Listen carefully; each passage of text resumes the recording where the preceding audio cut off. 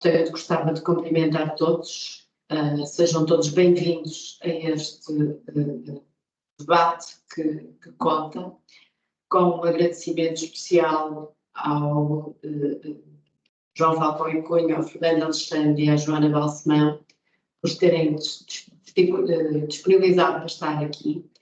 E abrimos hoje este ciclo de debates sobre a designação de debates que contam para promover o debate em torno daquilo que entendemos serem as questões estruturantes, com vista a estabelecer consensos em torno do que consideramos ser os 3 princípios que urge encontrar, no fundo, para recriarmos um novo modelo social, económico, governativo, capaz de enfrentar os desafios que nos são colocados, sejam eles ao nível da saúde, da guerra, do clima, da inteligência artificial, enfim, vivemos num risco permanente e num risco intenso. Um desses princípios que anunciamos e que nos propomos levar o debate até onde for possível estabelecer os consensos tem a ver com, precisamente, o papel da ciência na decisão política.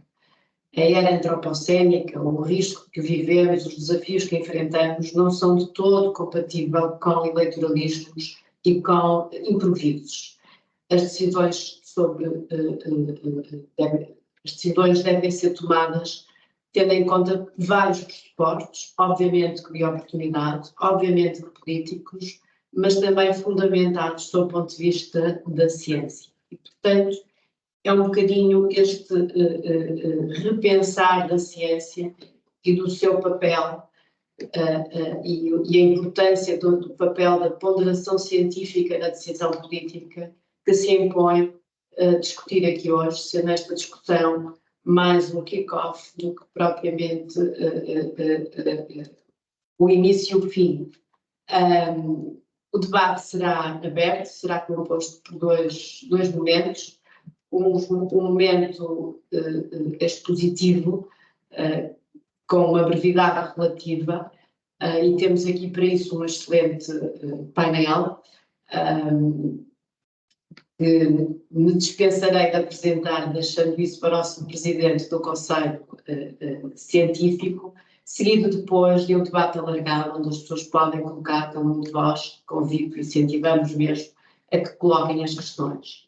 Apenas por questões logísticas e que se prendem para evitar algumas interrupções desnecessárias, vamos desativar os microfones de todos, deixando apenas nesta fase mais expositiva conectados os nossos queridos interlocutores, a quem agradeço muito o facto de estar aqui e a quem imediatamente passo a palavra com os votos de que seja um bom debate e, acima de tudo, que seja um contributo positivo em torno destas questões que a todos nos preocupam. Muito obrigada.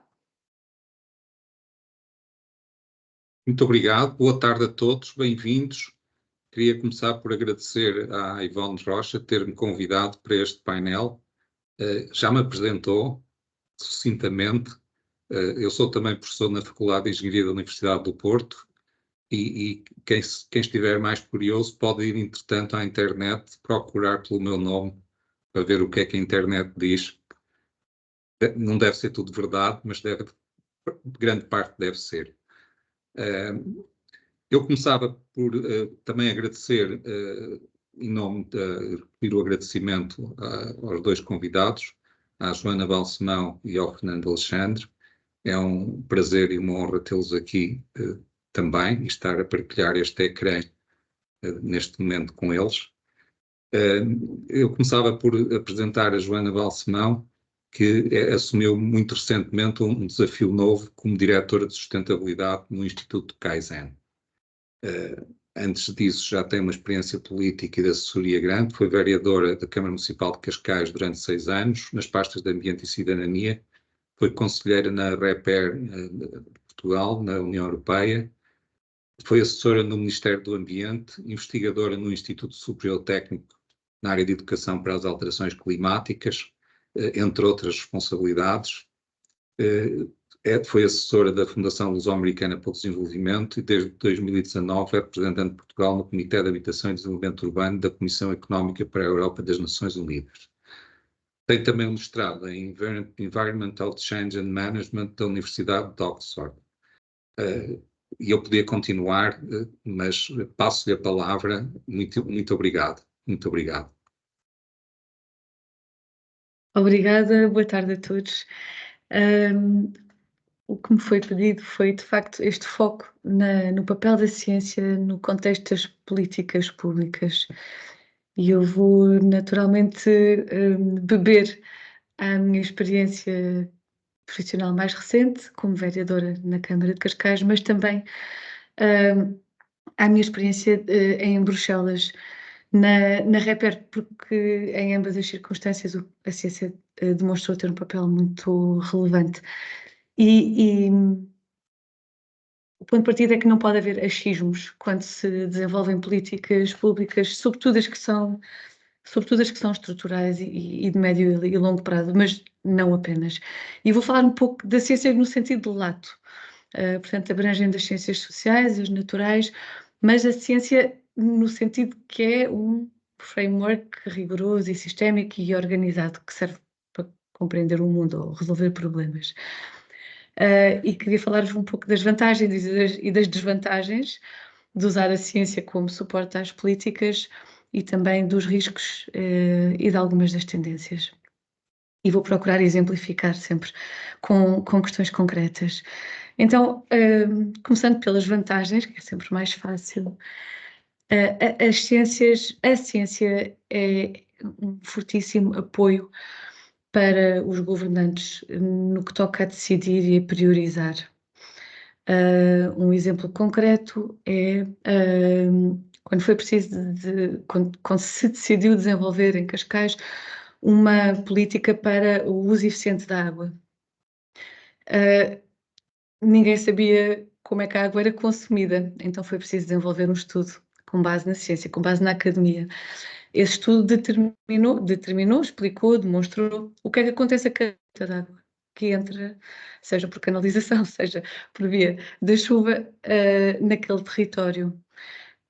Com base nisso foi possível saber que percentagem dessa água era consumida pelo setor privado ou pelo setor público, qual era o desdobramento dentro de cada um destes setores, quais é que eram os principais prevaricadores, digamos assim.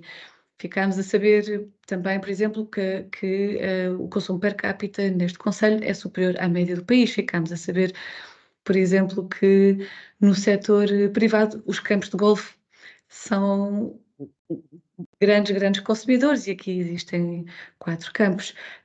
Ficámos a saber que no setor público, excluindo as prisões, que não estão diretamente ao alcance de uma autarquia em termos de competências, excluindo as prisões, estão, por exemplo, a rega dos espaços verdes. Isto explica, dá-nos um mapeamento de como é que as prioridades podem ser feitas, aonde é que uma autarquia pode chegar e não pode chegar, ou se deve constituir-se como facilitador ou como ator. E a partir daqui foi possível desenvolver uma série de decisões, ações, medidas, com base na ciência.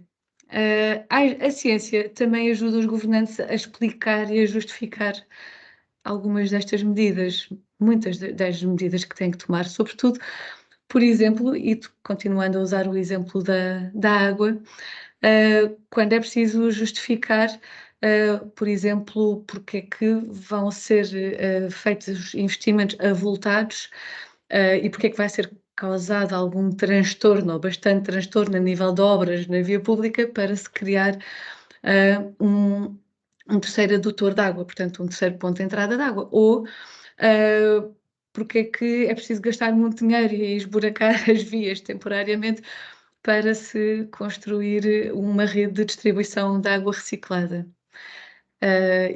Portanto, com base na ciência, é possível demonstrar que se o interesse é o uso inteligente da água, o uso eficiente da água, não desperdiçar água potável, mas também garantir uma diversidade de fontes de abastecimento, que era o que não acontecia anteriormente, de facto, é com base nestes estudos científicos que essa justificação, essa explicação pode ser feita.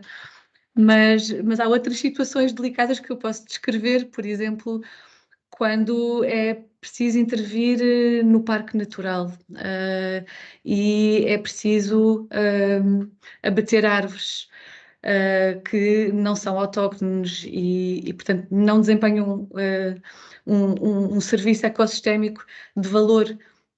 Mas o seu abate deixa uma mancha, uma cicatriz, que não é muito temporária, não é? A natureza demora tempo depois a recuperar, obviamente mesmo plantando árvores autóctones a seguir ao abate das invasoras. E aqui também a ciência é um apoio, porque estas medidas são controversas, mas com base na ciência são mais fáceis de explicar. São apenas alguns exemplos. Portanto, as vantagens, não é? A ciência como base de apoio para decidir, para priorizar, para justificar. E a ciência também, no setor público, não está só ao serviço dos decisores, está também ao serviço dos técnicos, até porque há uma curva de aprendizagem muito íngreme que todos estamos a ser chamados a fazer, sobretudo no setor público, porque o ritmo de evolução dos conceitos da própria ciência exigem uma nova literacia ou uma atualização da literacia técnica constante. Se formos a pensar, há 5 anos atrás ainda não se falava muito de CO2, alterações climáticas, adaptação às alterações climáticas não se falava menos, mesmo há 10 anos atrás ainda menos, e os conceitos dos ODS, da economia circular e por aí fora. E, portanto, é muito importante a ciência também estar a apoiar os serviços e não só os decisores.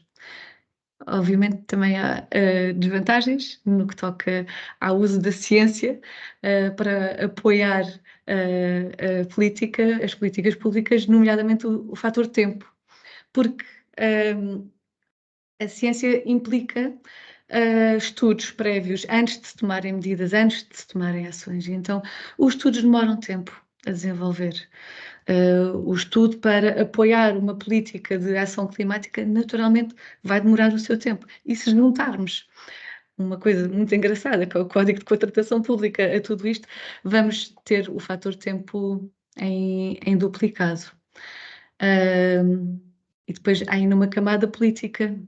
Os beneficiários das medidas estão impacientes, estão à espera, os estudos são invisíveis. Isto pode gerar impaciência e, sobretudo, depois pode extravasar todo o tema dos limites, não é? Dos mandatos, do tempo político. Outra desvantagem é quando pode haver uma oposição menos responsável que tenta capitalizar sobre a demora. Na verdade, não é uma demora, é um ganho, porque o desenvolvimento de um estudo é o garante que as políticas vão ser mais consistentes e mais sólidas, mas pode haver irresponsabilidade da parte de uma oposição num contexto político. E depois há desafios e há riscos. Um dos desafios é quando não há tempo. Não há tempo para a ciência, e toda a gente está a pensar no mesmo que é o Covid. E aqui não houve tempo e toda a gente desejava beber de ciência e ter estudos e casos de boas práticas e não foi possível. Outro dos riscos ou desafios é quando a ciência não comunica para decisores. E não digo que isto seja frequente, e eu sei que há muitos cientistas aqui na plateia virtual, mas acontece quando, frequentemente, não é frequente, mas acontece quando há um estudo que foi contratado e depois a forma como esse estudo é apresentada não é digestível para decisores, porque há jargão que é normal ou porque não há conclusões que sejam retiráveis para apoio à decisão por pessoas que não são especialistas e muitas vezes pode acontecer haver essa falha na ponte, na comunicação. O que eu tenho testemunhado é que isso existe cada vez menos, esse ato, e que a ciência de facto está cada vez mais preocupada em comunicar seja para o cidadão comum, seja para o decisor, político ou técnico. E basta vermos o quão herméticos eram alguns destes temas há uns anos atrás e a forma como devagarinho vão permeabilizando na sociedade e ouvem-se conversas de café de pessoas a falarem sobre temas que são científicos portanto, há termos e conceitos que começam a ser cada vez mais entranhados. Depois, há outro desafio, que eu já referi há pouco, que é quando o Código de Contratação Pública não ajuda, de facto, há pressa em desenvolver o estudo e em o ter, e depois há pressa em desencadear as medidas que se podem retirar desse mesmo estudo, seja de que forma forem priorizados, mas há esta cadência do Código de Contratação Pública. Depois há outro risco, que é quando os governantes desvalorizam a ciência. E estive a ver um estudo do Pew Research Center, precisamente sobre este assunto, que chegava a várias conclusões. Uma delas era que em contextos onde há movimentos de mais populistas, de extrema-direita, com uma retórica muito anti-estabelecimento, é mais provável a ciência ser posta em causa. E há uma famosa frase do Trump que diz, ele diz, I don't think science knows, actually, actually, isto sobre as alterações climáticas. E várias outras tiradas de líderes como ele, que de forma mais direta ou mais indireta põem em causa, semeiam a desconfiança em relação à ciência. Outro dos riscos tem a ver com quando não há internalização do conhecimento nas organizações, e isto é um enorme desperdício. Ou seja, é extremamente positivo irmos beber à ciência, mas depois é importante que esse conhecimento também fique e perdure, que precisamente por causa da curva de aprendizagem, do tema da literacia que eu falava há pouco, que é tão importante em todas as organizações. E outro dos riscos é, de facto, a ética. E aqui estamos, a ética na ciência e a irresponsabilidade de organizações não sérias, mas também a importância da regulamentação. E só para fechar, queria pôr na mesa algumas das tendências que tenho detectado, mas depois, sem aprofundar, e depois podemos voltar a estes assuntos, porque eu acho que o meu tempo está a acabar. Por um lado, temos uma tendência que é a ciência a comunicar cada vez mais para os decisores, e tenho um excelente exemplo, que é o sumário para urban policy makers, que o IPCC desenvolveu explicitamente com linguagem acessível, como eles dizem, portanto, para decisores. O facto das Nações Unidas ter agora decretado, agora não, mas no início desta década, que seria a década da investigação para os oceanos, portanto, é uma década inteira dedicada ao tema da investigação, e eu acho que isto é um sinal extremamente positivo.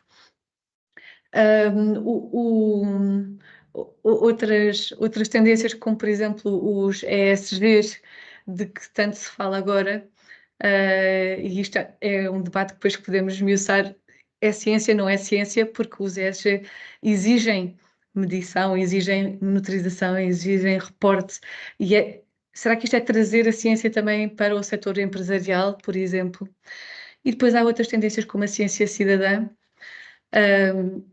que também começa a ganhar algum relevo, e lembro-me, por exemplo, do tema dos medidores de qualidade, peço desculpa, das estações meteorológicas. Há centenas de habitantes portugueses que têm estações meteorológicas amadoras, porém certificadas. Isto também foi um salto que as próprias instituições, as autoridades nacionais fizeram, no sentido de certificar os aparelhos e poder envolver outras pessoas na acumulação de dados. E acaba aqui sem ser bem um acabar, porque eu sei que depois vamos voltar e vamos dispersar, e portanto esta foi de facto o meu esforço para apresentar algo mais estruturado e depois a partir daqui vamos em direções mais imprevistas. Muito obrigada. Muito obrigado, Joana. Eu já estou com algumas perguntas, mas vou conter-me. Entretanto, passava a palavra ao Fernando Alexandre, que é professor na Universidade do Minho, onde foi pró-reitor, presidente da Escola de Economia e Gestão, diretor do Departamento de Economia, é vice-presidente do Conselho Económico e Social e é membro da Comissão Técnica Independente para a avaliação do aumento da capacidade aeroportuária da região de Lisboa, que é uma das razões pelo qual foi convidado para estar aqui. Além disso, tem tido diversas funções. Foi consultor da Fundação Francisco Manuel dos Santos, da Comissão Europeia, do Governo Português, foi secretário de Estado adjunto do Ministro da Administração Interna, é autor de 8 livros sobre a economia portuguesa e eu volto ao princípio, em 2022 recebeu o Prémio de Mérito Científico da Universidade do Minho. Muito obrigado e boa intervenção, de certeza. Não está o microfone ligado. Peço desculpa. Obrigado, João. Boa tarde a todos. Eu vou tentar tocar aqui em 4 pontos, organizar aqui a minha conversa em quatro pontos, começando por algo que a Joana já referiu na intervenção dela, que tem a ver com o contributo que a academia pode dar para um melhor conhecimento dos problemas que depois o poder político tem que tomar decisões sobre eles. Houve uma mudança muito grande, ou seja, se nós olharmos para o Estado português, para o processo de decisão, nós tínhamos, a dada altura, um conjunto de laboratórios do Estado que foram construídos precisamente para gerar conhecimento que pudesse ajudar na decisão política e a resolver problemas complexos da nossa sociedade e da nossa economia. E depois houve um processo de desinvestimento nesses laboratórios, ou seja, muitos desses laboratórios são conhecidos de todos, o NEC é um dos mais conhecidos, mas há outros, o NEG, há vários desses laboratórios, e entretanto o sistema científico e tecnológico teve um extraordinário desenvolvimento, sobretudo a partir dos anos 80 e depois muito marcado pelas políticas de José Mariano Gago, que de facto internacionalizou o nosso sistema científico e tecnológico, fixou padrões e na investigação, na avaliação no nosso sistema científico e tecnológico e ao longo das últimas décadas foi-se criando uma massa crítica em muitas áreas, mas que até há não muito tempo, eu diria até há uns 10, 15 anos, estava muito fechado sobre ele próprio porque havia agendas de investigação, havia a própria definição das carreiras, era feita por regras, e continua a ser por regras internas, mas em que fundamentalmente a realidade envolvente da academia, e atenção, estão a ouvir alguém que é da Universidade do Minho, que tem a Universidade do Minho está no seu ADN uma ligação muito forte com o meio e aliás, foi criada para ajudar a desenvolver a região envolvente. É isso que está no decreto-lei da sua criação, que é de Veiga Simão, ainda feito em 1973. Estamos a comemorar 50 anos. Apesar mesmo dessa ligação, a verdade é que a academia, fosse porque a carreira das pessoas era definida de acordo com um conjunto de métricas internacionais, e de facto muitas vezes aquilo que nós fazíamos e fazemos pode não ter absolutamente nada a ver com o meio envolvente. Aliás, é uma das dimensões fantásticas desta profissão, que é a melhor profissão do mundo, que é ser académico, é que de facto nós temos total liberdade para fazer a nossa investigação, obviamente seguindo depois, assumindo as responsabilidades que isso tem para a evolução da nossa carreira, mas quem define a agenda somos nós. Temos essa capacidade. E na academia continua a existir alguma insensibilidade, muitas vezes, aos problemas. Na academia continua a existir alguma insensibilidade em relação aos problemas da sociedade e da economia, mas eu diria que nos últimos 15, 20 anos, com a construção, com a criação de massa crítica que houve nas nossas universidades e centros de investigação, começou a existir uma quantidade muito significativa de investigadores que passaram a estar disponíveis e atentos muito mais atentos à realidade. E isso abriu a possibilidade de o Estado português, que, entretanto, naquilo que era o seu apoio direto, digamos que foi sendo descapitalizado, passou a ter a possibilidade de recorrer à academia, muitas vezes para ajudar a estudar problemas, na linha daquilo que a Joana referiu na intervenção dela, mas em múltiplas dimensões. E isso tem acontecido muito mais nos últimos anos, precisamente porque há uma maturidade também também tem a ver com a própria fase da carreira das pessoas. Se nós olhássemos para a estrutura etária, e o João pode falar disso muito bem, que é um pouco mais, não muito, mas é um pouco mais antigo do que eu, e por isso conheceu a academia ainda um pouco antes de mim, a própria maturidade do corpo docente, de investigadores, cria depois essa disponibilidade. Ou seja, há uma primeira fase da carreira em que, de facto, nós estamos muito focados mesmo nos projetos de investigação e por isso há muito pouca disponibilidade para responder a solicitações do exterior. E, de facto, nas últimas décadas criou-se essa possibilidade e eu penso que nos últimos anos se tem assistido a que o Estado português e as suas agências públicas, o Governo diretamente, tem conhecimento dessa expertise que existe na academia e tem, penso eu, recorrido cada vez mais a essa expertise. E isso é fundamental porque, de facto, o Estado português, agora falando ou seja, do ponto de vista da minha experiência académica, já agora, que fiz o meu doutoramento em política monetária, ou seja, mercados financeiros e política monetária, ou seja, basicamente fazia investigação com dados simulados. E na altura, depois da crise financeira internacional, comecei a ficar mais atento à economia portuguesa e, a dada altura, decidi mudar completamente o rumo da minha investigação, com alguns custos para a minha carreira, para estudar a economia portuguesa, que não era uma coisa assim muito apreciada em termos académicos, porque é muito difícil, é muito mais difícil. Quer dizer, hoje já não é tanto, atenção, mas na altura em que eu fiz isso, tirando algumas áreas muito específicas, é muito mais difícil publicar em revistas científicas internacionais. E por isso eu tenho livros, mas livros é uma coisa que não é muito apreciada nas avaliações dos nossos concursos. Mas atenção, eu quando fiz essa escolha não me estou a queixar, ou seja, fiz uma escolha informada, eu sabia o que é que estava a fazer. E de facto, ou seja, eu fiz isso, passei a estudar a economia portuguesa e não estou nada arrependido dessa opção de carreira que fiz. Eu gosto muito do que faço e acho que, na medida das minhas capacidades, tenho dado alguns contributos para perceber melhor a nossa economia, o que é que se pode ajudar a melhorar, e é a minha grande motivação, ou seja, é o que eu mais gosto de fazer, é isso. Mas depois, no meio deste processo, tive uma experiência no governo em que nos governos tem que se lidar com problemas muito complexos. Eu tive uma experiência na administração interna, fui 2 anos secretário de Estado adjunto do Ministro da Administração Interna, fui convidado pelo Dr. Miguel Macedo na altura para ser secretário de Estado. Foi um convite que me surpreendeu muito.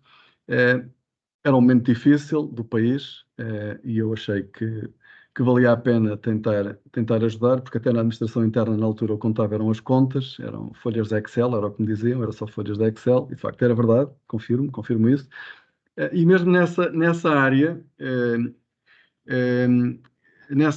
eu notei a necessidade que havia de ter expertise, logo quando cheguei, ou seja, por isso, o Dr. Miguel Macedo deu-me total liberdade para fazer a minha equipa, total liberdade, ou seja, o meu gabinete foi constituído de acordo com competências técnicas que eu fui identificando à medida que ia trabalhando, ou seja, eu constituí o meu gabinete ao longo de meses, para terem uma ideia.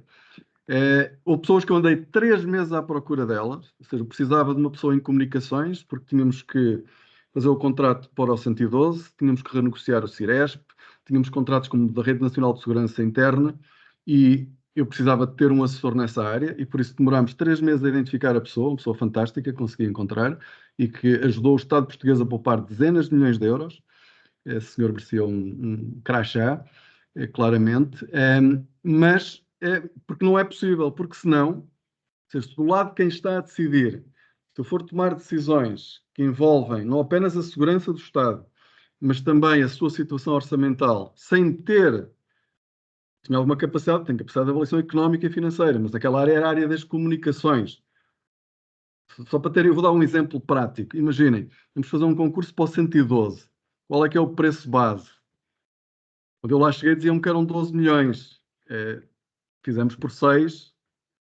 A pessoa que eu contratei para o meu gabinete, ao fim de uma semana de estar a estudar o assunto, foi o primeiro assunto que eu lhe dei, passado uma semana pediu-me uma reunião para dizer que aquilo não custava mais que 6 milhões. Fizemos o concurso, e o Estado português poupou 6 milhões, em vez de fazer um concurso com preço base de 12 milhões ou de 6 milhões.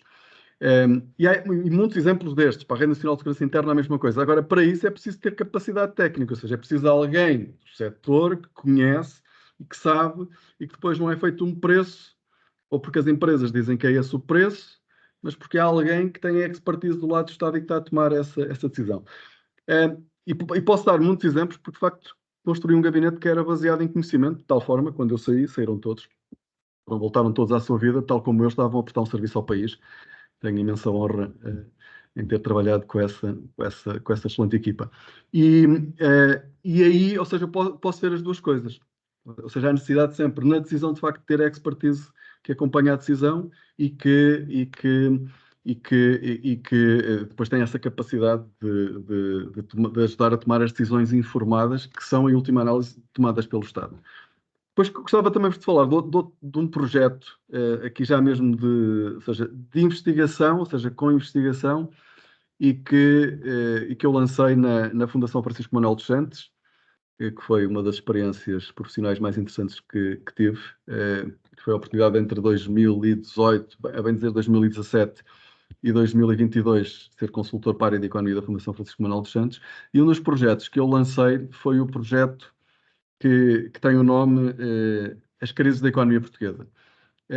A minha proposta era os ciclos da economia portuguesa e que foi na altura quando eu apresentei a proposta de criação, e o que é que esse projeto pretende e que está bem vivo e que é um projeto muito relevante, penso eu, precisamente para o contributo que a Academia dá para um debate mais informado, mais rigoroso, e nomeadamente no domínio da discussão política.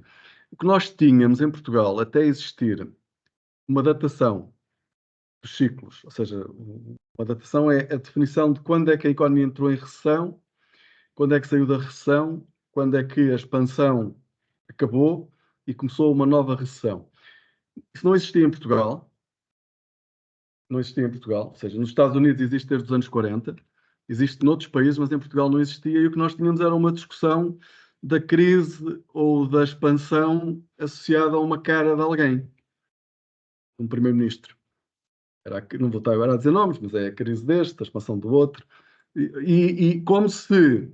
E vejam como é que o nível em que nós estávamos de discussão política em Portugal. Pensar que num mundo tão complexo como aquele em que nós vivemos, o ciclo económico é determinado por um primeiro-ministro. Isto inquina completamente todo o debate público daquilo que é o exercício do cargo de governação. Ou seja, é verdade que o governo em Portugal tem um papel muito importante no desempenho económico, é verdade, tem. O Estado tem muito peso, há muita dependência do Estado em muitas dimensões, mas a nossa economia é muito mais, felizmente, como eu costumo dizer, muito mais do que o Estado, graças a Deus, muito mais do que o Estado, felizmente é possível fazer muitas coisas sem depender do governo. Se calhar não serão muitas, mas é possível fazer, de facto, muitas coisas sem depender do governo. E o que nós fizemos na Fundação Francisco Manuel dos Santos foi constituir um comitê de peritos, que é liderado pelo Ricardo Reis, da London School of Economics, que definiu uma equipa para as diferentes áreas da economia portuguesa, do mercado de trabalho, da história económica, das instituições, dos ciclos económicos, das séries temporais, e de diferentes instituições, das mais reputadas instituições portuguesas, para poder fazer essa datação, que fez numa primeira fase, desde 1980 até na altura 2019, e agora saiu recentemente o livro da Fundação, que são as crises da República Portuguesa, porque faz a datação desde 1910, em que, com uma análise muito detalhada, disponibilizando os dados para quem tiver dúvidas, pode ir ver o que é que sustentou a decisão daquele comitê, tem regras definidas e totalmente independente, para, no fundo, determinar que uma determinada recessão teve uma determinada duração e acabou, começou numa determinada data e acabou noutra data. E isso, o objetivo desse projeto é precisamente, com o conhecimento, tornar o debate político mais rigoroso, mais transparente e os políticos também mais accountable, no sentido por aquilo que eles podem ser accountable. Ou seja, há dimensões em que de facto eles não são, há méritos que eles não têm, que muitas vezes querem apropriar, e há responsabilidades que muitas vezes procuram não as assumir, mas que de facto não têm. Eu acho que este é um daqueles exemplos em que o conhecimento pode de facto melhorar muito o nível de discussão. Depois, a última dimensão que eu gostava de falar, eu não sabia que era por causa disto que tinha sido convidado, que é a questão de ser membro da Comissão Técnica Independente. Foi uma experiência muito interessante, que ainda está a ser, estamos na parte final agora de responder aos trabalhos da consulta pública. Foi um trabalho super exigente, foi dos trabalhos mais difíceis que eu já fiz, mais complexos. Só para terem uma ideia, eu ao fim de 10 meses, atenção, foi no último ano, foi a minha principal ocupação. Continuei a dar aulas, mas basicamente deixei de ser consultor da Fundação Francisco Manuel dos Santos, deixei de escrever no Observador, deixei muitas coisas por causa do trabalho da Comissão Técnica, e ao fim de 10 meses, as pessoas falavam comigo: então, Fernando, onde é que vai ser o aeroporto? E eu respondia: obviamente, se soubesse, não te dizia, mas não faço a mínima ideia. Ao fim de 10 meses, com a principal ocupação, eu não fazia a mínima ideia onde é que devia ser, qual é que seria a melhor localização. E neste período eu ia ouvindo imensa gente com muitas certezas sobre qual é que era a melhor localização. E eu ficava sempre surpreendido com o conhecimento o que é que aquelas pessoas sabiam que eu não sabia. Ou será que elas desconheciam imensas coisas que eu sabia e por isso estavam, se calhar, a ter uma conclusão precipitada, porque às vezes, a ignorância às vezes dá nisso, não é? Ou seja, as pessoas não sabem e por isso, como não sabem, pensam que o problema é simples. Ora, este é de longe o problema mais complexo com que eu já trabalhei. E é precisamente um daqueles bons exemplos. Nós pensarmos, atenção, não estou aqui a fazer nenhuma crítica, porque a urgência de termos um aeroporto é enorme. Quer dizer, há pessoas que também não percebem isto, ou seja, pronto, é mesmo enorme. O país está a perder, um país como o nosso, que está na situação geográfica em que está, em que só pode crescer com exportações, ou seja, nós não há outra maneira, ou seja, uma população envelhecida, endividada, pensar que nós vamos crescer pelo consumo pronto, isso aí é não ter, ou seja, nós precisamos de crescer com abertura ao mundo. E um país como o nosso, com a nossa posição geográfica, a abertura ao mundo, podemos sair daqui de barco, podemos atravessar os Pirineus de carro, ou de comboio é difícil nos dias de hoje, se calhar um dia vamos poder fazer de comboio, mas quer dizer, o avião é de facto o meio mais eficiente de percorrer longas distâncias e nós, para sairmos de Portugal, para irmos ao centro da Europa, temos que percorrer longas distâncias. E por isso, em 2021, noutro trabalho que eu coordenei para a Fundação Francisco Manuel dos Santos, do Made in Now Created In, algo que fui eu coordenei, defini o quadro conceptual de todo o trabalho, defini os capítulos, os coordenadores das equipas, tive esse prazer, essa honra de poder coordenar esse trabalho. Uma das áreas que eu defini foi precisamente infraestruturas. Ou seja, nós precisamos de pensar o próximo paradigma para a economia portuguesa, ele terá que ser sempre de abertura ao exterior, assente no crescimento das exportações. Ora, para as exportações crescerem, nós temos que ter conectividade internacional. E por isso eu defini uma área que foi precisamente portos e aeroportos, porque não há exportações sem portos e aeroportos, num país como Portugal. Ou seja, se nós estivermos na Holanda, mas mesmo na Holanda, 30% do valor das exportações sai de avião. Mas pronto, e eles estão no centro da Europa. Nós estamos aqui no extremo ocidental e por isso nesse trabalho foi publicado em 2021 e já estava lá escrito. Aliás, eu penso que foi por isso que me convidaram para a Comissão Técnica Independente. Porque, de facto, na apresentação eu disse isto: um país como Portugal, na posição em que está, que para crescer tem que aumentar as exportações, tem que ter os melhores aeroportos da Europa, os melhores aeroportos do mundo. Isto está gravado. E por isso eu, na altura, não sabia que ia ser criada uma Comissão Técnica Independente, muito menos que ia ser convidado para ela, mas é análise económica muito simples, que é, nós estamos numa posição extrema na Europa Ocidental, ok? Numa posição extrema da Europa Ocidental. A única forma de nós conseguirmos ter conectividade é com aeroportos super eficientes, porque é a única forma de reduzirmos os custos da distância da posição que resultam da posição geográfica em que estamos. E por isso, porque é que uma comissão técnica é importante para um problema desta complexidade? Obviamente a decisão é sempre política, essa é uma dimensão muito importante, ou seja, a decisão é obviamente política, mas é importante que uma infraestrutura que tem o impacto que tem, como esta, na região onde vai ser construído e para a economia como um todo, ela tem que ser devidamente fundamentada. Ora, eu não conheço, havia os trabalhos de comparar a OTA e Alcochete, mas era a comparar duas localizações, mas o que existia não existia nenhum estudo, por exemplo, para mostrar que o Montijo era o melhor. O que havia era um estudo da ANA a mostrar que o Montijo era bom. Ok? Não mostrava, ou seja, mostrava que era um bom negócio, ou seja, e nós também mostramos isso no nosso estudo, mas não se mostrava que isso era bom para o país. Ou seja, não estava feito nessa ótica. E como estava a dizer, isso até foi a primeira decisão até a tomada num governo a que eu pertenço, a que eu pertenci, mas é uma decisão, vejam, que é tomada entre um decisor político e uma empresa. Ok? E que não é escrutinável. O que existe agora, com uma comissão técnica independente, que obviamente pode-se criticar imensas dimensões dela e do seu funcionamento, como é óbvio. Aliás, os académicos estão habituados a isso, ou seja, reagem, há pessoas às vezes que pensam que não. Nós estamos, no fundo, somos treinados para isso, mas é feito de uma forma transparente, ou seja, os documentos são todos publicados, as pessoas podem criticar, podem apresentar, como apresentaram agora na consulta pública, e há uma resposta, e depois o decisor político é que decide.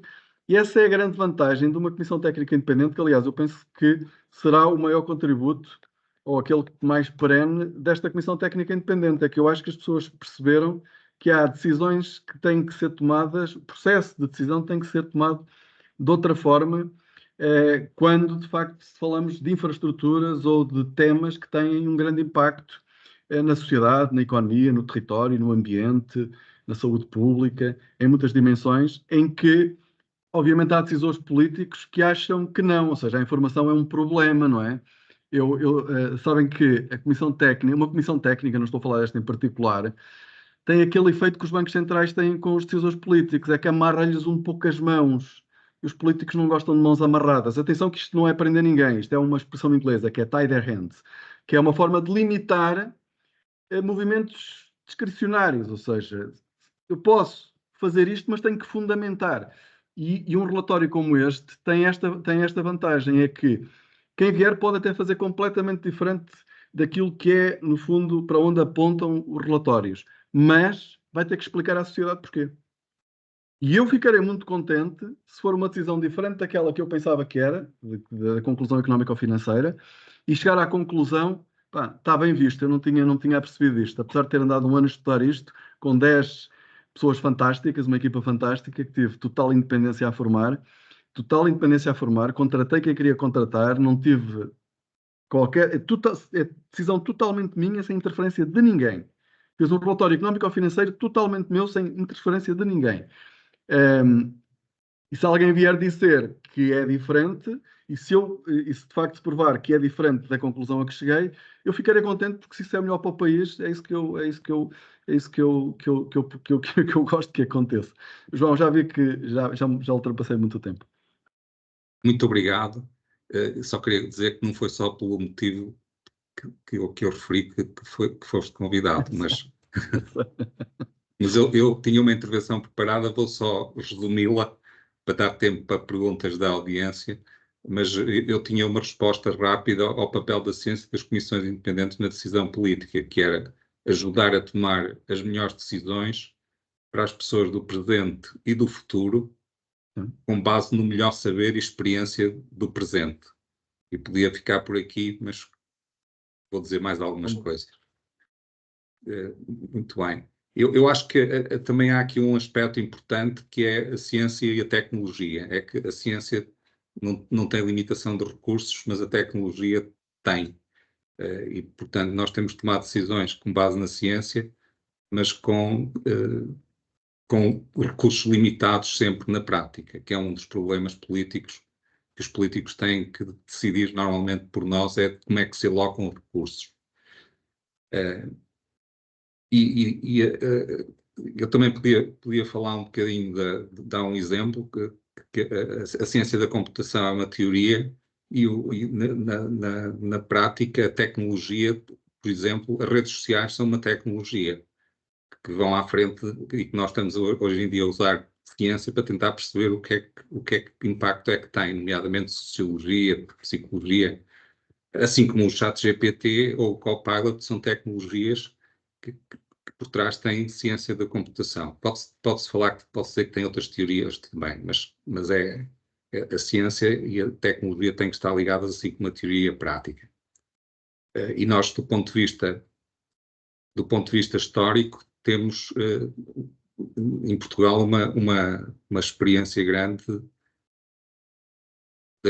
do Infante Dom Henrique ter tido uma comissão técnica que eu não sei se era muito independente, mas devia ser suficientemente independente, devia ter uma capacidade científica e capacidade de aconselhamento tecnológico também para conseguir fazer o que fez.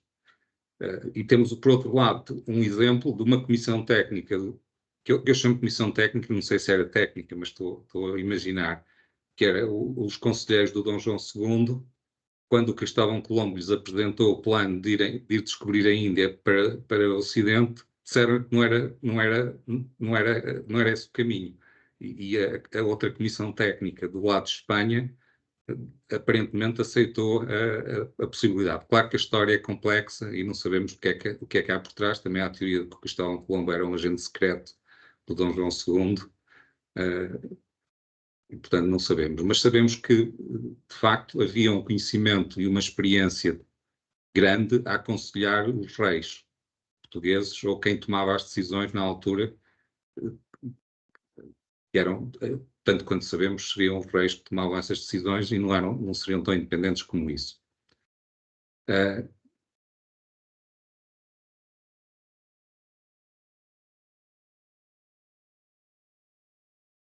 Relativamente à questão da decisão, eu acho que há uma questão importante na decisão, é que é sempre decisão sobre o futuro.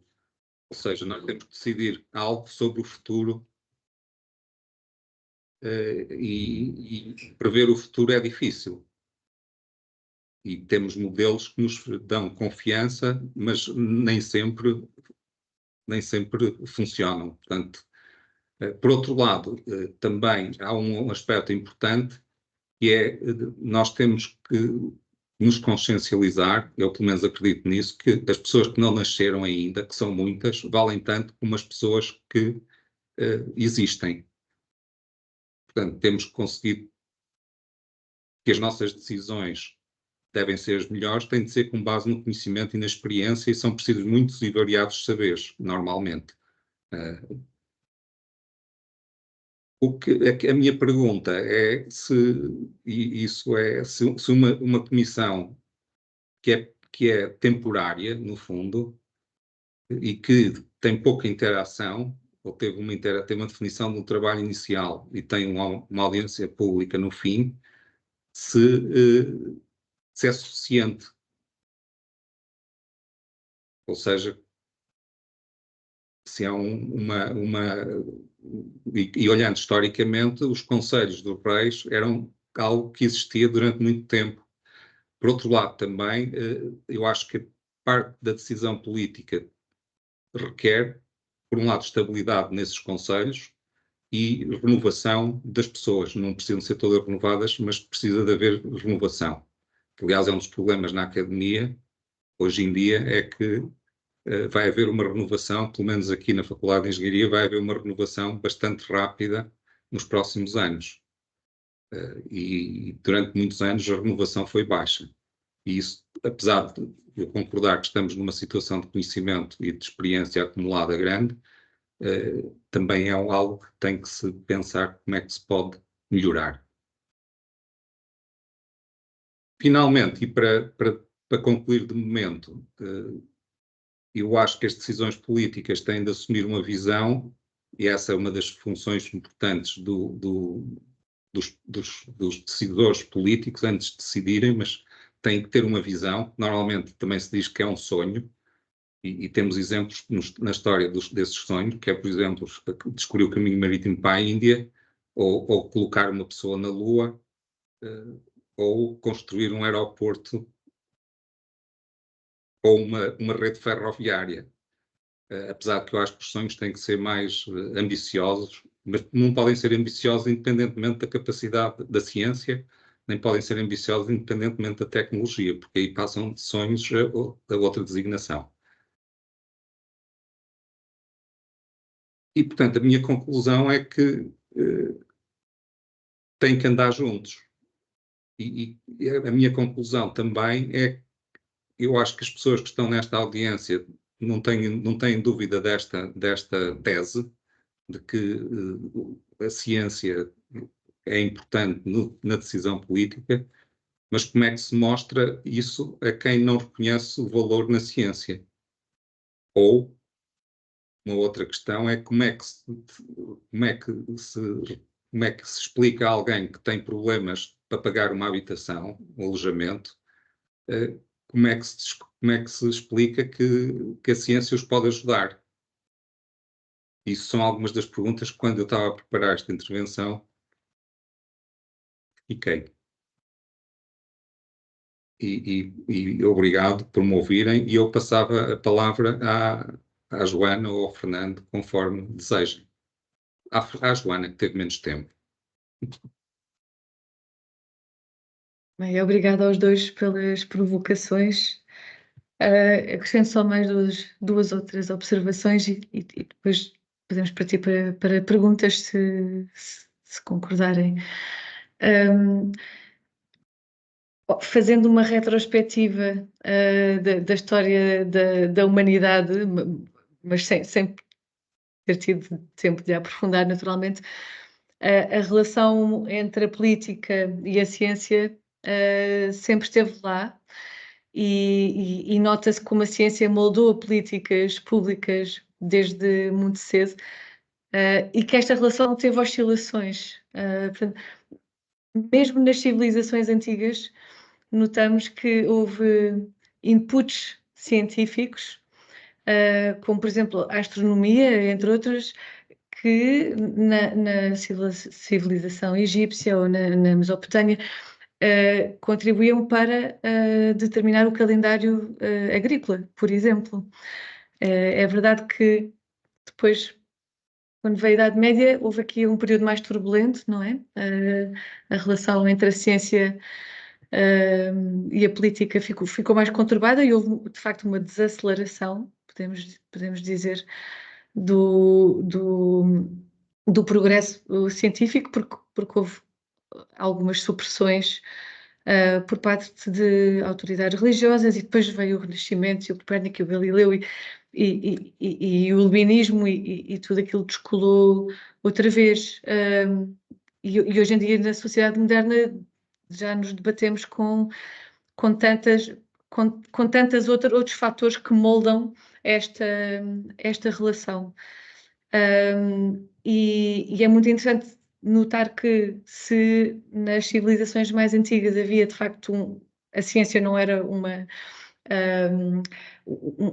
atividade estanque, era extremamente holística e misturava filosofia com cultura e ciência, tudo num. E hoje em dia, embora haja cada vez mais microespecializações, o tema do transsetorial volta a estar também em cima da mesa e a ganhar tanto relevo. E tenho só mais uma observação, que é, pegando no que disse o Fernando e no que disse o João, o tema da confiança está subjacente a tudo isto, ou seja, o tema da confiança do decisor, seja político, empresarial, o que for, ou mesmo o cidadão comum, não é? Na ciência, está assente também no fator rigor, no fator transparência. Quando um político decide, um conjunto de políticos decidem confiar na ciência, estão também a abrir mão do poder não é? As tais mãos que aceitam ter as mãos presas, como dizia o Fernando, para bem do rigor, para bem da transparência e para bem dessa confiança. E sendo que essa confiança é no presente, mas também é no futuro, como disse tão bem o João. Portanto, há aqui o fator intergeracional. E eu sei que a ciência não responde a tudo, e a ciência também há de ter as suas falhas, mas não acredito que nem os riscos, nem as desvantagens que eu elenquei em relação ao uso da ciência nas políticas públicas são razão para não aplicarmos a ciência como base para políticas ou decisões sólidas, até porque há formas de contornar esses riscos e há formas de contornar as eventuais desvantagens que a ciência pode ter, desde logo com transparência, com uma boa comunicação, com envolvimento de stakeholders, de cidadãos, etc. Fernando? Eu penso que podemos passar às questões, se calhar, não? Talvez são... Sim, há alguns comentários no chat que eu estive a ver, alguns são longos. Eu, entretanto, para os deixar ver esses comentários, ia perguntar à nossa Presidente, que está muito atenta, se tem alguma pergunta que queira colocar ao painel. Entretanto, não sei se as pessoas que estão a assistir podem usar o microfone. Portanto, pedia para colocarem as perguntas. Neste momento os microfones estão todos abertos e quem quiser, ou melhor, suscetíveis de ser abertos, não podemos falar todos ao mesmo tempo, e ou das duas uma, ou por messages pedem para falar, ou por simplesmente levantam a mão com o bonequinho e facilmente se identifica. Efetivamente também tenho que estar lá a acompanhar os comentários que na parte das mensagens têm passado, e apelo à intervenção de todos. Eu lanço um desafio. Como foi dito aqui, pensamos e acreditamos que é mais ou menos consensual entre as pessoas aqui presentes da importância do papel da ciência, não de substituição da decisão política, é suscetível de ser substituída, até porque ela comporta uma legitimidade democrática que a ciência não comporta e que é essencial, mas também passa pelas intervenções que esta colaboração ainda não é líquida, não é pacífica, não é usual. E há aqui outro dado, quando o Fernando Alexandre falou sobre a constituição do seu gabinete, a meritocracia na nomeação dos lugares e a fundamentação das nomeações no conhecimento e na competência. E, portanto, parando aquilo que é suscetível de ser resolvido com a implementação de processos assentes em meritocracia e em conhecimento e em competência, e focando-nos no papel da ciência, desafiava, é fácil perceber o papel da ciência num plano de racionamento da água, como foi aqui dito. É fácil perceber o papel da ciência numa decisão de construção ou não do aeroporto. Provavelmente, e agora estamos no fundo em eleições porque caíram projetos, é questionável ou não é fácil de percepcionar o papel de ciência sobre quando estão em causa mega projetos, se faz sentido ou não intervir a intervenção da fundamentação científica, ou pelo menos a fundamentação dessa decisão.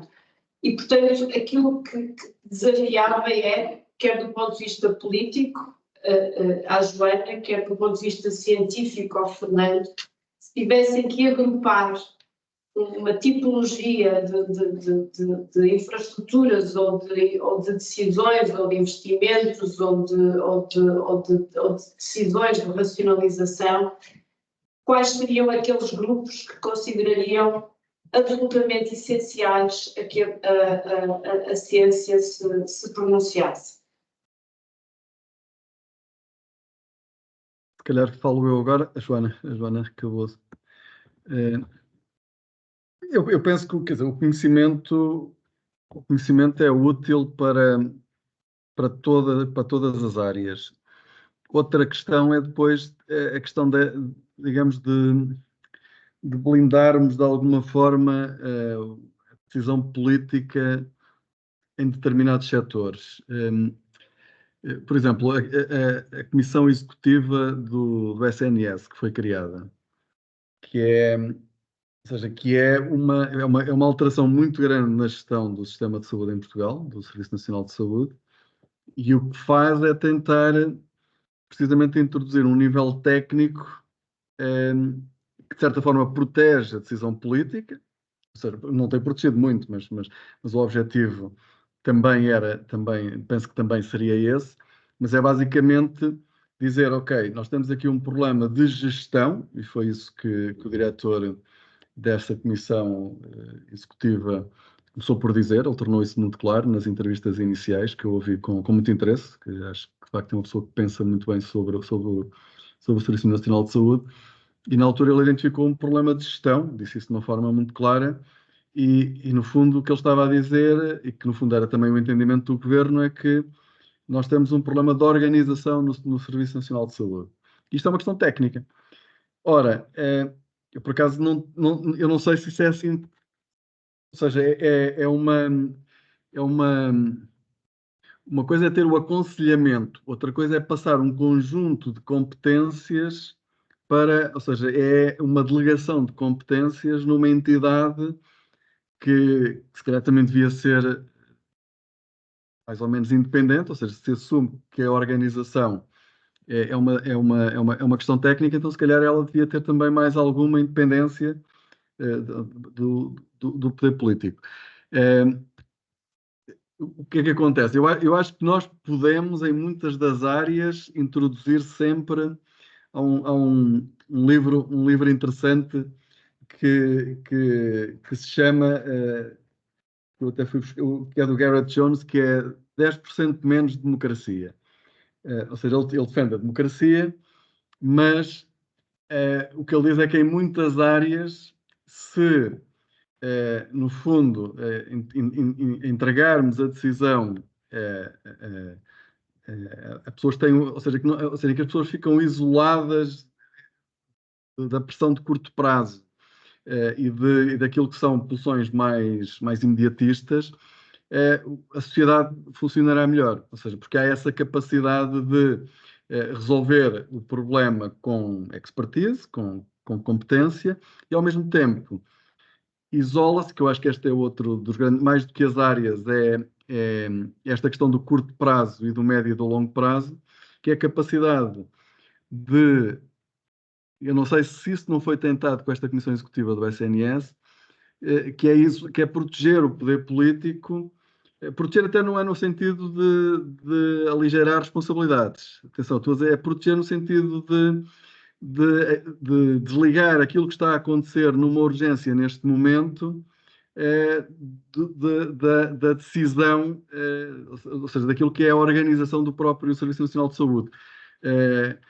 E o Gareth Jones diz que em muitas áreas, ou seja, por isso ele diz que é 10% menos democracia, isto é uma coisa complicada a dizer nos dias de hoje, 10% menos democracia, mas ele é claríssimo que ele defende o sistema democrático, ou seja, ele está a falar nisto para sistemas muito democráticos, mas que, a dada altura, de facto, porque os decisores políticos, esse é o outro problema, que é quem é que de facto chega aos lugares de decisão política hoje em dia, ou seja, como é que funciona, no fundo, como é que funcionam os partidos políticos, ou seja, quem é que chega aos cargos de topo e de decisão, e o que ele diz é que, ou seja, no fundo, esse apelo a ter mais intervenção técnica e, no fundo, mais, se quisermos, comissões independentes a tomar decisões, é o reconhecimento de um falhanço na decisão política. Agora, eu penso que isto,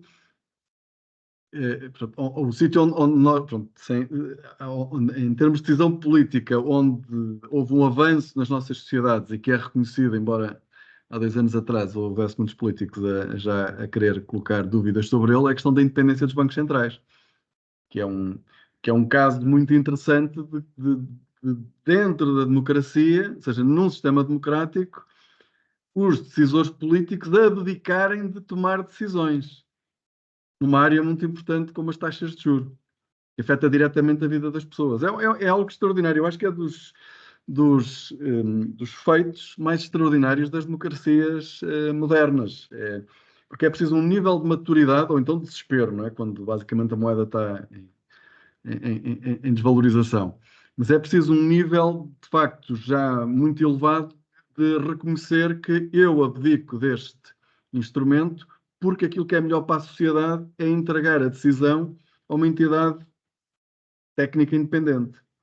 Ora, isto na política monetária, e mesmo assim a total independência é questionável, e ela nunca existe totalmente no sentido em que as pessoas que lá estão também não são, ou seja, têm que prestar contas, ou seja, são accountable, elas têm que prestar contas, mas isso acontece na política monetária depois de muito conhecimento sobre aquilo que era a função dos bancos centrais, a capacidade de atuação dos bancos centrais e qual é o objetivo que eles perseguem, que é um objetivo muito específico, que é o da estabilidade dos preços.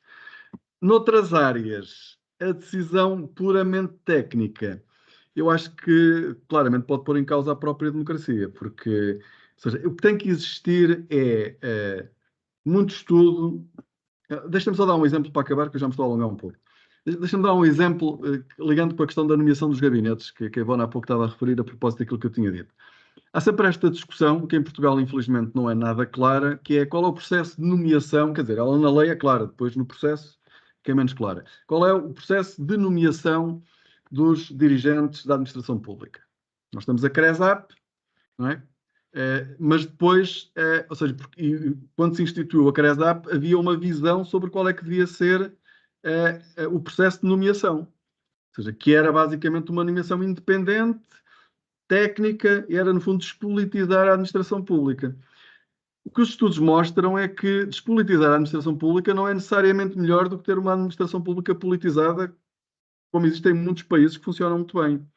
Mas o que os estudos mostram é que, independentemente de ser politizada ou não politizada, o critério que é essencial é que as pessoas que são nomeadas têm que ser competentes. Esse é que é o ponto. Não é se foi nomeado com o cartão do partido ou não, ela tem que ser competente. Ora, nós em Portugal temos um sistema um bocadinho misto, que há a ideia de que há muita politização, que é muito partidarizado, e depois há muitas dúvidas, até porque existe essa ideia de que é partidarizado, então é porque as pessoas que não são suficientemente competentes. Eu acho que é o pior dos dois mundos que nós podemos ter. Joana. Por isso... Sim. Peço desculpa. Eu já estava embalada a ouvir o Fernando. E eu só queria acrescentar duas coisas. Não consigo responder de forma muito clara a pergunta que a Ivone colocou, que foi excelente. Aliás, eu antes de começarmos a sessão, estive a rabiscar aqui, a tentar fazer tabelas e encontrar parâmetros. Eu acho que a ciência é válida e importante para quase qualquer processo de tomada de decisão. Depois há diferentes tipos de ciência e diferentes envergaduras, e há ciência interna, há estudos internos que as organizações também podem levar a cabo.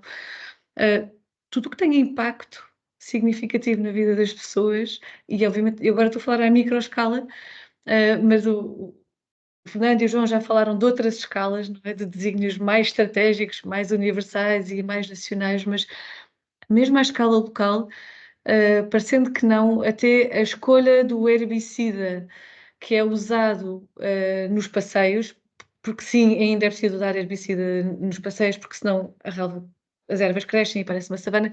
Isto tem um impacto na vida das pessoas.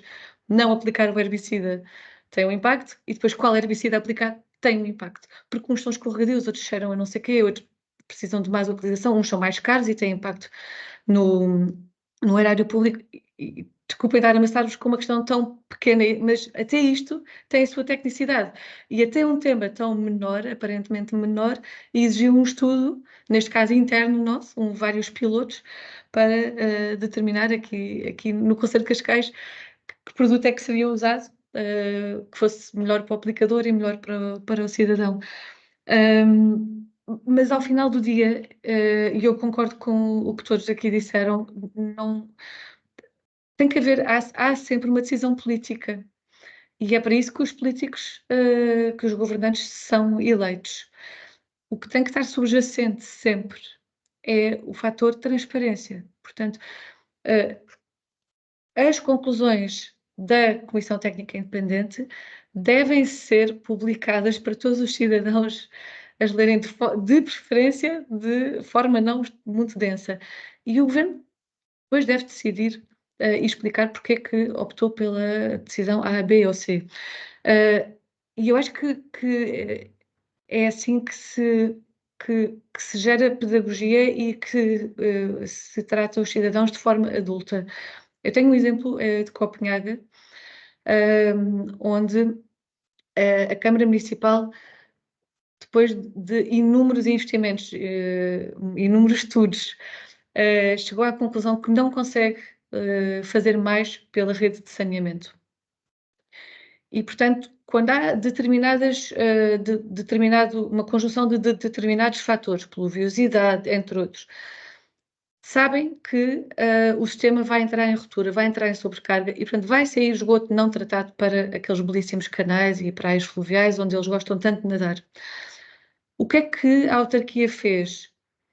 Tratou os cidadãos como adultos responsáveis que são. Explicou, esta é a situação, nós já fizemos isto, isto e isto, não conseguimos fazer mais sem revolucionar a cidade e se calhar levar a cidade, a autarquia à falência, e portanto não vamos fazer mais nada, vamos só aceitar que há alguns dias por ano em que isto vai acontecer e nós vamos pôr um sistema de semáforos nos locais onde as pessoas normalmente vão a banhos e nesses dias vocês não vão a banhos.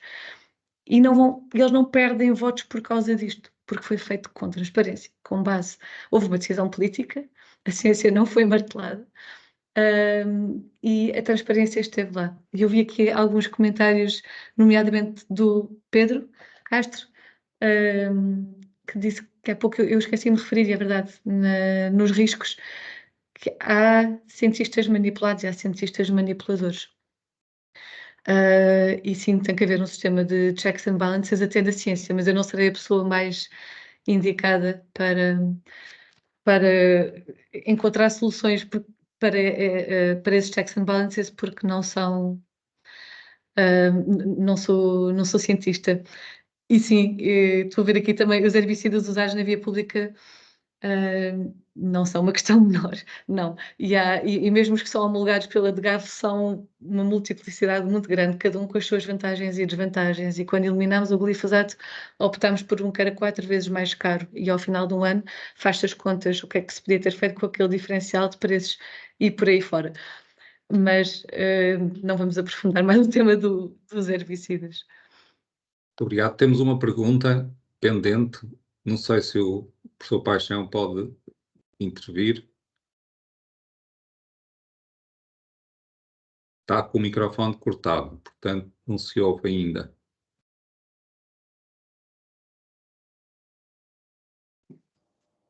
Agora parece que sim. Era eu, culpado. Muito obrigado pelo excelente contributo e suscitou-me algumas questões, alguns comentários. Neste momento é só as perguntas que ficaram muito já reduzidas, até esta segunda intervenção da Joana foi tocar num ponto que eu ia fazer-lhe a pergunta, exatamente como é que se assegura essa componente altamente importante da ciência ao serviço da decisão política, que é de transparência, não é? Transparência que deve-se, portanto, como é que se assegura a transparência? Não vou fazer alguns comentários, tenho obviamente algumas opiniões, mas não é a altura para o fazer. E também o Fernando Alexandre mencionou até logo na abertura da sua intervenção o papel dos laboratórios de Estado, não é?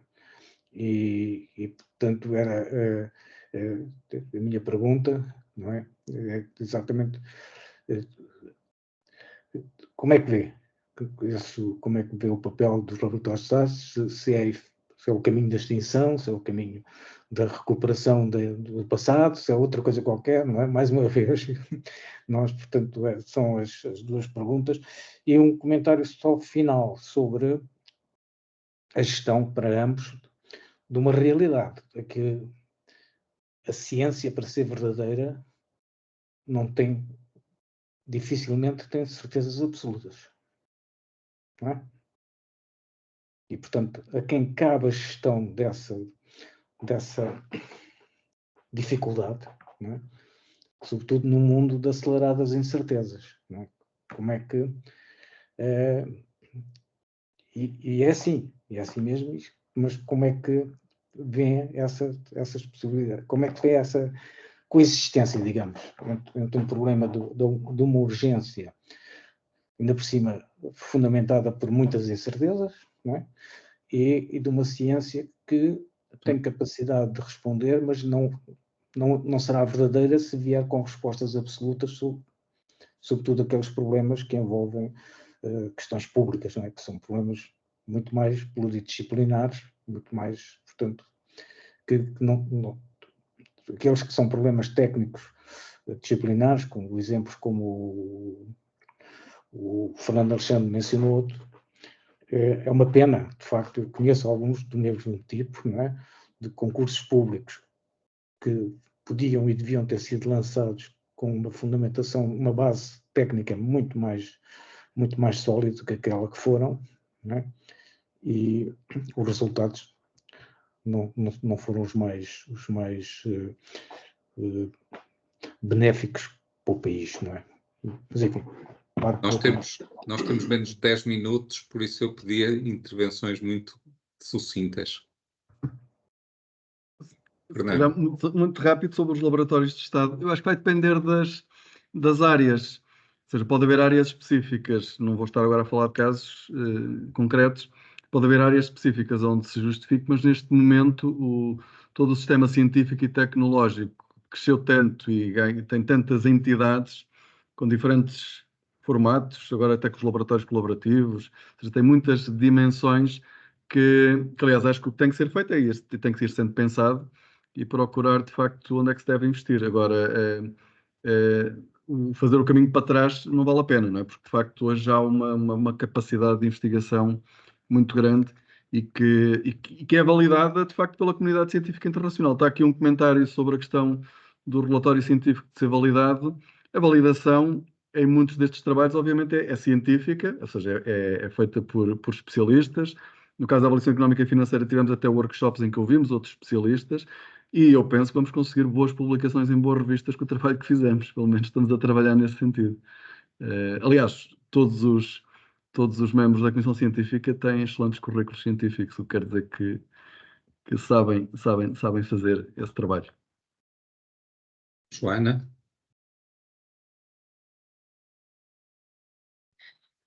Eu acho que a ciência não deve ser nunca usada como um escudo.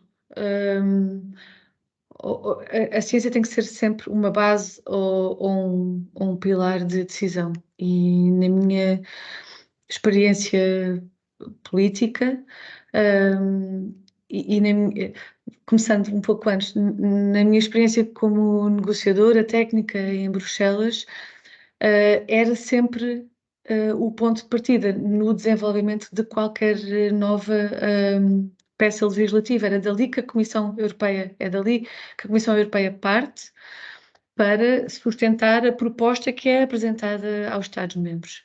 E é o ponto de partida do processo negocial. Depois os Estados-membros e o Parlamento lá arranjam forma sempre de destruir mais de metade ou de diluir mais de metade do que foi inicialmente proposto. Mas também depois é na ciência que todos os lobbyistas se baseiam. E aqui é preciso ter um espírito crítico, porque para o mesmo dossiê, para a mesma temática, eu lembro-me de ouvir os lobbyistas de um lado, por exemplo, a indústria, com os seus fundamentos, e os lobbyistas do outro, as ONGs, por exemplo, também com os seus fundamentos. E cada um vai buscar a ciência que mais lhe interessa. Não estou a dizer que eles tenham manipulado a ciência, mas cada um vai buscar a ciência que mais lhe convém. E por isso há às vezes dificuldade dos negociadores e acredito que até dos próprios políticos, eurodeputados, não sei se eles poderão admitir ou não, mas às vezes há dificuldade em acompanhar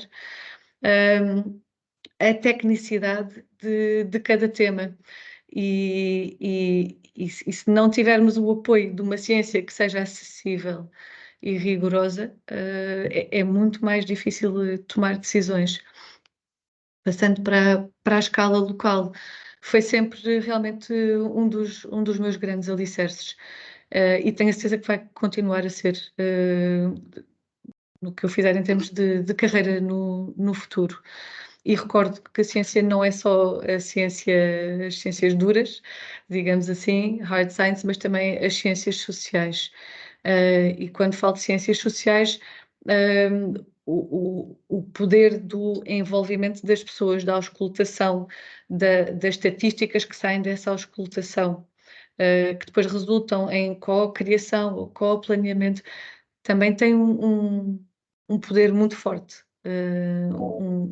Também constituem um alicerce, um pilar de apoio à decisão e de comunicação muito importante.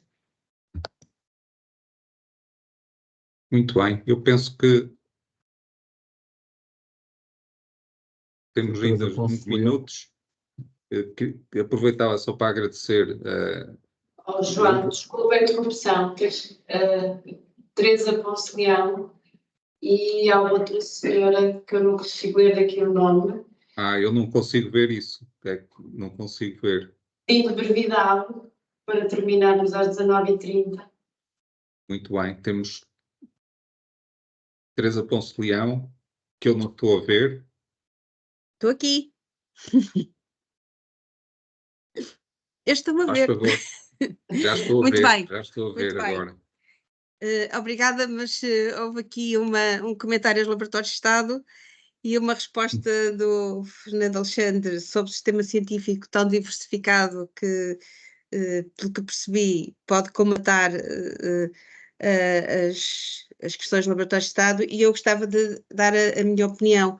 Os laboratórios de Estado não são colapsos. Os colapsos, vamos ver quantos vão sobreviver, isso é uma questão muito importante. Os laboratórios de Estado fazem parte de um sistema alargado no mundo que se chama Research and Technology Operators, e em suma, para não falar do meu em concreto, o que é que fazemos? Nós fazemos investigação, com investimento da ciência na investigação dos Research and Technology Operators, com o objetivo de passar esse investimento para resultados num ciclo mais curto de inovação. E, de facto, é o que temos visto em muitos, eu não digo em todos, os laboratórios de Estado nacionais, mas em muitos laboratórios de Estado que fazem parte da nossa rede, por exemplo, da European Energy Research Alliance, e onde temos estudado especificamente estas questões, o ciclo da investigação, o ciclo da inovação, para devolver à sociedade o investimento que a sociedade fez em nós. E pronto, e a partir daqui, Alexandre, Fernando, teria muito gosto em falar consigo. Mas bem, agora mas não há tempo. Não há tempo, mas havia outra pessoa que eu também não vejo, que tinha pedido para intervir.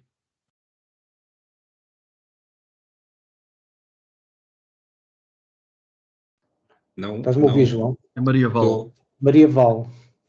Mas eu não consigo ver aqui no meu Teams. Maria É Val. Maria Val que falou da Filipa de Lencastre. Sim, eu li.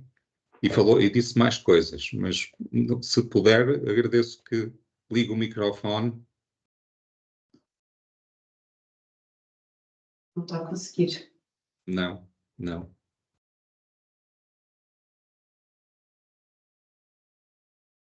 Enquanto não aparece, eu só queria reforçar o que disse o professor Paixão, que a ciência tem associado um nível de incerteza. E sobretudo, quando se fala sobre o futuro, é preciso ter consciência disso, na minha opinião, e do presente também. Ivone, não sei se...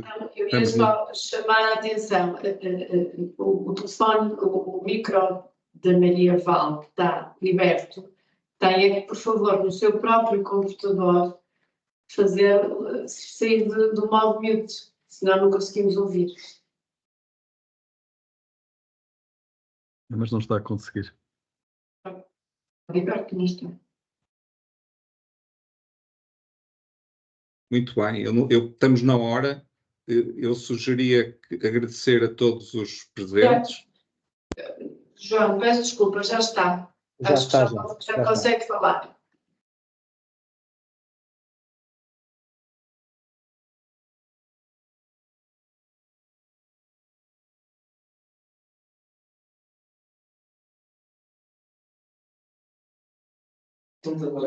Não se ouve. Entre agora, por favor.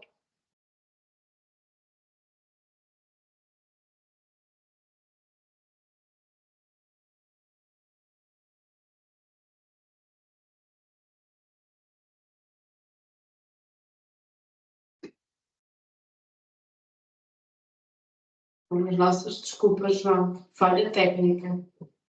Muito bem. Ficará para uma próxima oportunidade, mas queria agradecer aos dois colegas do painel, queria agradecer também aos principais utilizadores do chat, pelos comentários que colocaram, Pedro Castro, Maria Val, Jorge Capitão, estou aqui a ver se não falha ninguém, mas e a ver se a Maria Val consegue falar, entretanto,